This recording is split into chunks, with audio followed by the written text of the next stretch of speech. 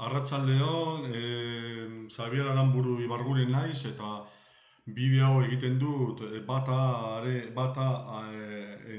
ataza aurkezteko. Bertan, erabiltzen ditudan erramenta digitalen bilduma aurkeztuko dut. Eta horretarako, Excel horri bat erabili dut, eta bi geniali. Lehenengo genialian, aurkezten ditut gehien erabiltzen ditudan erramientak. Eta bigarren genialian berriz, puntualki, gorriak katalogatuta daudenak zerengatik ordezkatuko dut, aurkezten dut.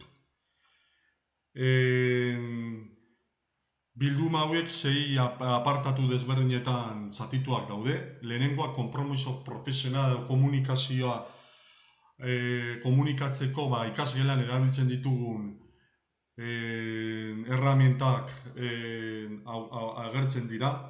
Bertan, hasiera batetan, gehien erabiltzen ditudanak Moodle, Googleko korreoa, Gmaila, hain zuzen ere, eta kalendar, Google Kalendar dira. Dokumentuan, bai Gmaila eta Google Kalendar gorri bezala aurkeztuak daudenez, ez direnez apenas agertzen, gorri bezala katalogatu ditut. Eta horiek puntualki ere Perplexity eta Digipad-ren gatik ordezkatu ditut. Bai Digipad eta bai Perplexity berde kolorez katalogatuak daude gure dokumentuan. Erregistrorik gabeko aukera eta datu pertsonalak eman behar ez direnean hain zuzen. Bigarren zatia, izaten da eduki digitalak. Eta nik gehien erabiltzen ditudanak Canva eta Geniali dira. Hauek dokumentuan hori kolorez katalogatuta daude. Bertan jartzen diren baldintzetan. Horretaz gain puntualki ere erabiltzen ditut bai Adobe Express eta bai Bifunky. Batez ere Bifunky grafikoak egiteko erraminta, grafikoak egin behar direnean. Eta hauek berde kolorez katalogatuta daude. Hirugarren zatian berriz, aula digital bezala, batzuetan Classroom eta beste batzuetan Moodle erabiltzen ditut. Classroom ez dago katalogatuta gure dokumentuan, beraz gorri bezala aurkeztu dut, eta puntualki hori Padlet izeneko erramientagatik ordezkatzen dut. Padlet kolore horiaz katalogatuta dago.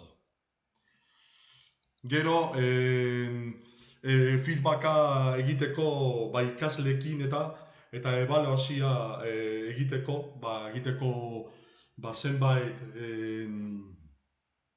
erraminta, Moodle, hasiera batetan, Moodle eta Google Meet erabiltzen ditut. Batez ere feedbacka egiteko. Moodlea egiteko galdetegiak eta batzuetan baita Google Form. Bai Google Forms eta bai Google Meet gorri ez direnez agertzen gure katalogazioan, horiek quiziz eta Kahoot-en izeneko erramientaz ordezkatuak izan dira. Gero ikasleak ahalduntzea apartatuan, hasiera batetan Jaws izeneko erramienta erabiltzen dut. Eta hori ez denez agertzen gure katalogazioan, gero Moodle eta Genialiren gatik ordezkatu ditut. bai Moodle berde kolorez katalogatuta dago eta Geniali berriz hori kolorez.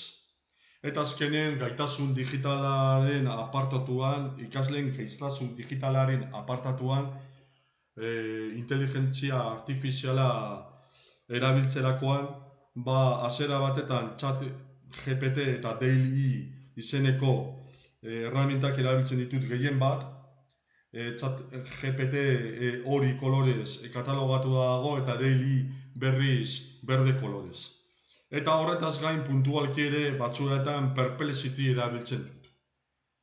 Perplexity berde kolorez katalogatuta dago. Besterik gabe, Xabier Aranburu naiz, hurrengo arte.